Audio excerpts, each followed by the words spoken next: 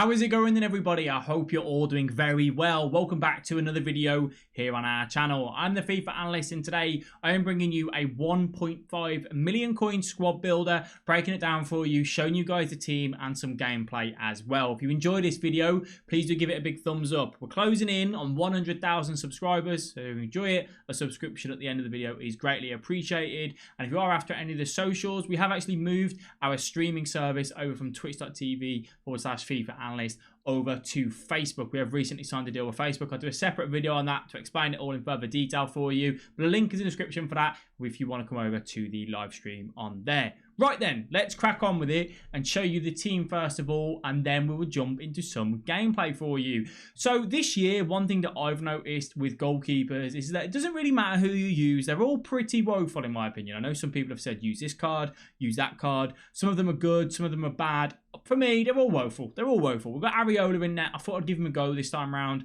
Obviously, you can make changes if you've got more of a budget if you wanted to. But again, keepers are keepers and they do their job. So, looking at centre-back, we have got Joe Gomez. Obviously, if you wanted to, you could get Alisson in goal if you've got the budget to do so. So, Joe Gomez, I really like this year. I think he's very solid.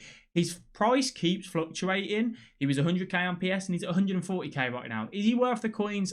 I think so, yeah. I think he's really good. 82 pace, 83 defending, 80 physical, 3-star weak foot, 3-star skill moves. You'll see him feature in loads of squad building videos because the guy is absolutely phenomenal. Now, at right back for you guys, who do you want to go and pick up? You can go and pick up Nelson Semedo here. Nelson Semedo is a card that I've used all the time this year. I've used a bunch of right backs, but Nelson Semedo is the one I've set with. Why is this? I really like the fact that the pace he's got, if you make a mistake with him, he recovers really well. 91 acceleration, 93 sprint speed, and 92 stamina means he's going to last the whole game and be absolutely solid doing that for you. Featured in my team and will not be coming out. Now, at left centre-back, we have got Raphael Varane. Varane this year is a different beast. He's absolutely phenomenal. 2-star skill moves, 3-star weak foot, medium high, 6'3". Last year, we weren't liking the card because of the agility and the balance. He's got 62 agility and 39 balance.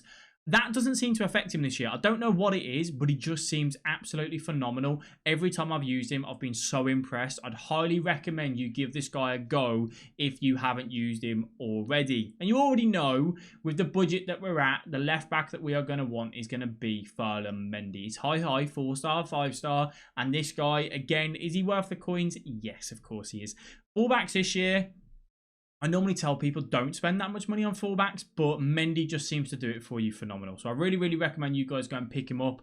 Really like the card, and yeah, one that I've enjoyed. So moving over to the left wing position, who are we going to have here? A card which I like because of the 5-star skill moves, a 5-star weak foot. I think the lack of stamina does put him off, and the finishing and the composure and whatnot. Just sometimes he gets in on goal, doesn't always bury every chance, but he is a card that I've used a lot on the road to glory, and obviously we used him here on the PlayStation 4 to do this squad builder for you guys. A card which I've enjoyed, 5-star, 5-star, as I said, high, medium, left foot. The pace is good, the stamina and the strength sucks though. That's kind of the biggest letdown on this card. My honest opinion for this guy is if someone comes in to tackle you, get rid of the ball as soon as possible. You don't want to give the opposition any chance to kind of get in and make that tackle. Now at right mid, we have got MOURA, a card which I didn't get a chance to use too much at the start of this year, so I thought I'd use him in this squad builder, and I actually quite enjoyed him. 4-star skill moves, 4-star weak foot, high, medium, 5'9". Why? He's got good agility, good balance. He's got good acceleration, stamina at 75, 92 jumping in. He's a little bit weak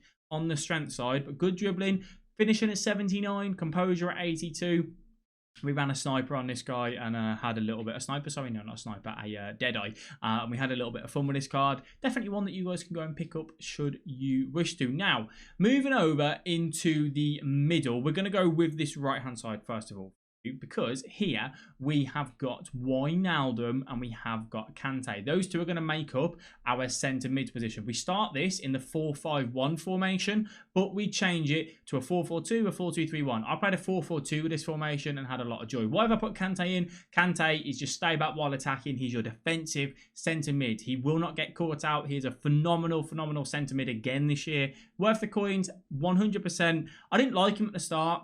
I preferred like having Pogba and Sanchez, but I just felt that Pogba and Sanchez was too aggressive, whereas having someone like Kante just gives you a little bit more stability in the middle of the park. You know he's always going to be there with a medium high. Obviously, he's not the tallest of guys, but he still certainly makes up for that because he's so quick at getting around the pitch, so good at just being in the right place at the right time, and can do very well. Now, Wijnaldum is a card which I think has been heavily underrated this year. 4-star skill moves, 4-star weak foot, high, a great box-to-box centre mid. If you don't want to go and get Pogba, Wijnaldum is a great alternative, and you could get Pogba should you wish to. 77 acceleration, 76 sprint speed. Overall, just a very solid card. 75 shooting, 81 passing, 86 dribbling, 78 defending, 79 physical. There's nothing wrong with it, in my opinion. I think he ticks all the boxes for a box-to-box centre mid. A really, really good card, and can get forward and shoot quite well. Did play some games in Division 1 rivals, but as well as some in friendlies as well, actually, to kind of get some footage for you guys. So our one striker, or you can play him on the wing, depends on whether you want to play it in a 4-2-3-1. If you wanted to play it in a 4-2-3-1, I'll tell you how to do that in just a second. But we have got Sadio Mane, who will take up a lot of the budget in this team. 4-star skill moves, 4-star weak foot. I played him up front because someone recommended it in a comment section on a video the other day, so I thought I'd give him a go. 88 stamina, 70 strength. Brilliant pace, finishing 90, composure 84. Actually suits a striker role very, very well this year. Short passing 85, long passing 71. Really good card, one that I enjoyed using, and just I love the fact, I've used this card by the way on the main account for quite a while now. I just love the fact that he's got the pace. The only thing that I think is a letdown here is the lack of weak foot, like the 5-star weak foot, and the lack of 5-star skill moves. But that's just me being overly picky, if I'm being truthful with you. And to finish it off, it wouldn't be the same with an analyst squad builder without Marcus Rashford, would it now? So we have got him in there. 5-star skill moves, 4-star weak foot. You guys know how much I preach about this card. I think he's been absolutely phenomenal and has just been the staple in so many teams this year. 87 stamina, 76 strength, good finishing, good composure for an 85 rated card. Brilliant pace, agility and balance is good.